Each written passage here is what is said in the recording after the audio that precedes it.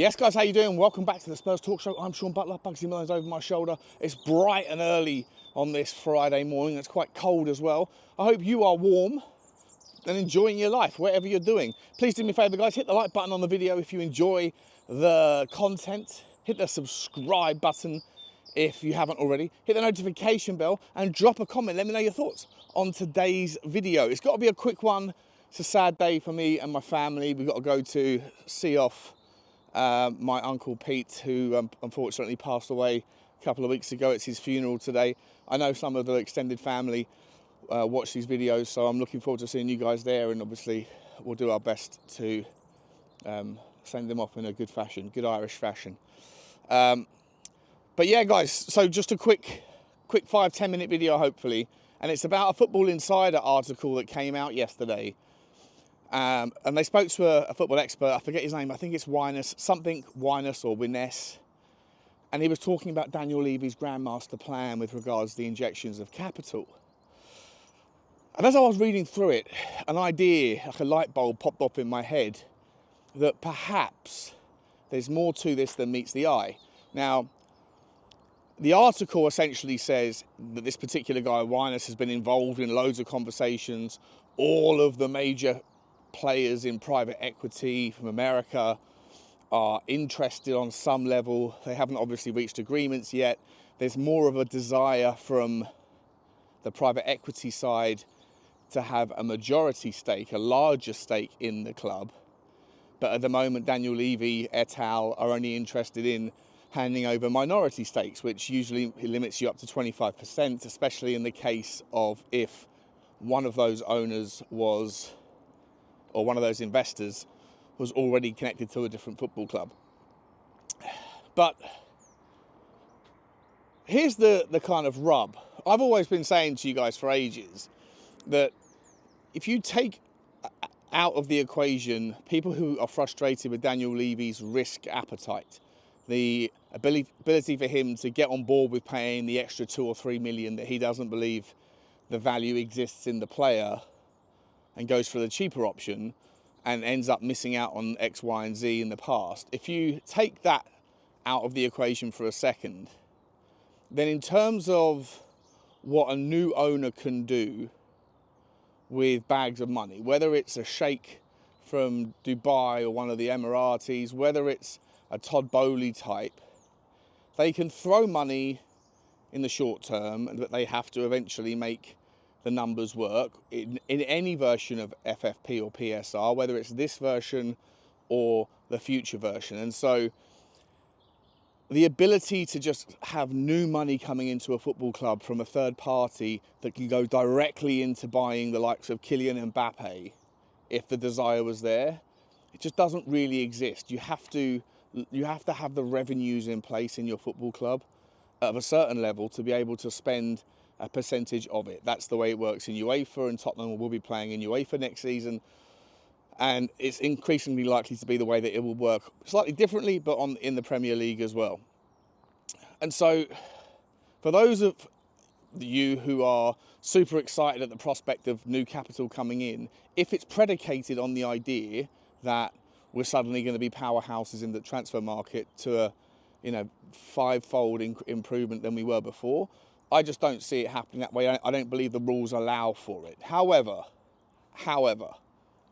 this is where my light bulb moment went off. We know he's building the hotel. We know that construction's already started, and it's called the Tottenham Hotspur Hotel, and it will be on the Tottenham Hotspur campus. And in that article from Football Insider, and Winess, however you say his name, he was talking about the intentions for Tottenham, for Daniel Levy, to essentially gentrify Tottenham beyond all recognition, and that there's far more to do than just the hotel.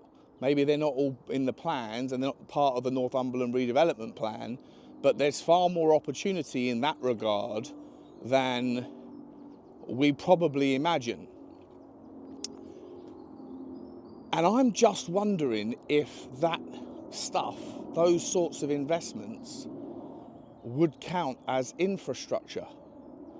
I don't know the rules on this one. I haven't looked into it, so you can correct me. If someone's got the time today to go and look into the specifics of the PSR rule around what does infrastructure spend mean, because if you're spending on infrastructure, that doesn't count against your PSR or your FFP, either in Europe or in the Premier League. If you're building your training ground, if you're improving your stadium, all of those things get deducted from your losses or your net profit, net losses, whatever, when it comes to the PSR calculations. But does a hotel on the complex count as infrastructure? If it does, then if the intention is to build a hotel with money coming in from third-party investors or from ENIC that's already been sidelined, and according to Daniel Levy, words from his own lips, all of that money will eventually fall back into the football club, then is this the first time that we're seeing Daniel Levy not adhere to the rules, but try to circumvent them, try to figure out a loophole, similar to how Todd Boehly did with regards, first and foremost, the 8-year amortization periods over the contracts for players like Vicario and Mudryk, figuring out relationships with Saudi Arabia. They're the third party that owns Clear Lake Capital, that owns Chelsea, is also the PIF fund. And so it was very easy for him to have conversations where you'll take certain players like Koulibaly and the goalkeeper Eto'o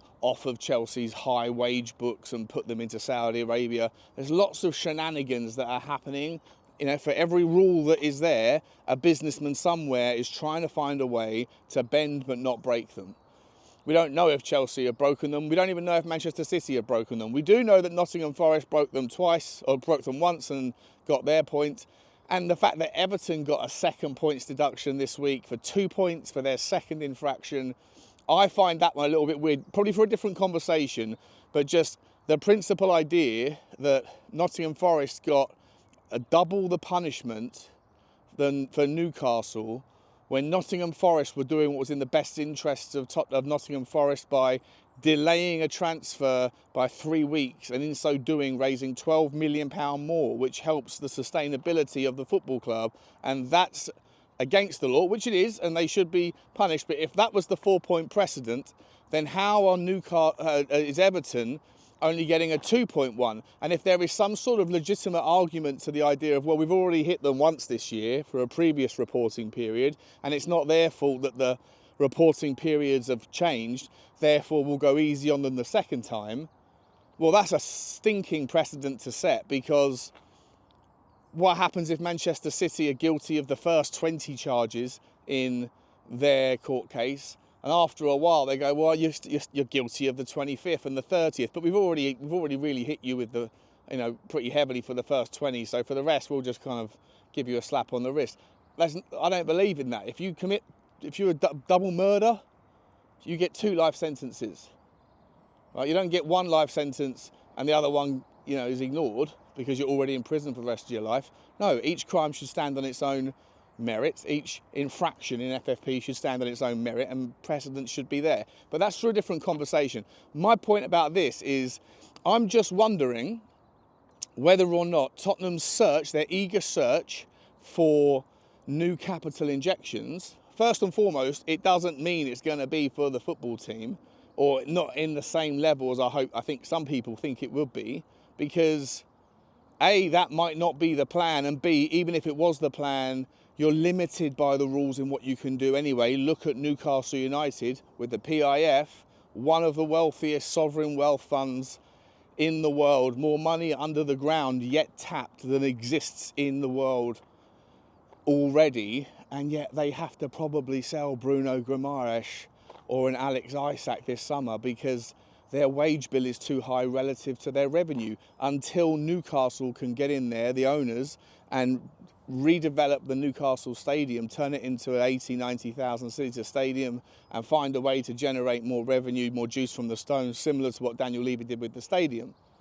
So my argument against, not against, but the rebuttal to people saying, get Levy out, get me one of these guys in from the Middle East, get me someone with bags of money.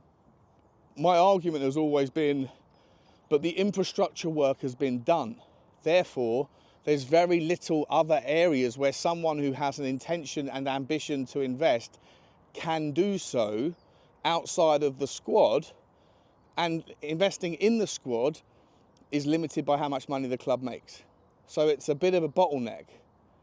But maybe if there's loose rules regarding infrastructure and what that really means, and it's not limited to your stadium and it's not limited to your training ground, if it can be extended to other things around the area, if it can be extended to the hotel, if it can be extended to, I don't know, serviced apartments, if it could be extended to whatever, bowling alley, I don't know, then maybe Daniel Levy's thinking outside the box with the way that he can gentrify Tottenham and put it all through the infrastructure elements of the books.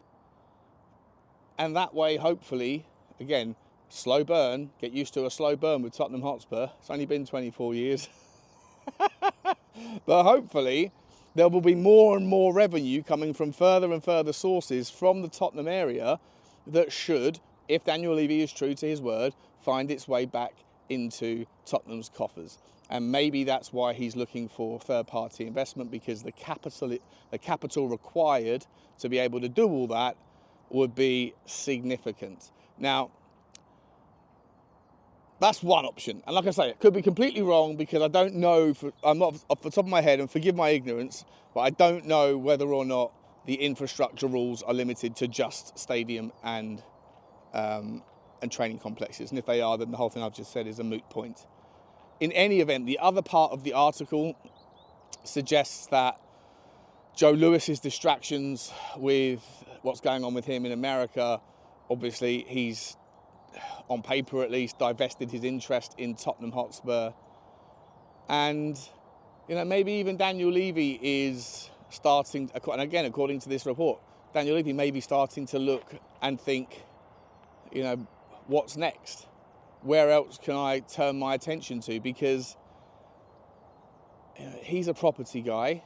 He's made a lot of his money, and maybe, you know, he looks at the amount of juice that's left to squeeze versus the amount of cost it will take to take Tottenham to that last leap from fourth to first is significant. And for him, you know, that's maybe where he thinks that, you know, it's time for someone else to take over the reins.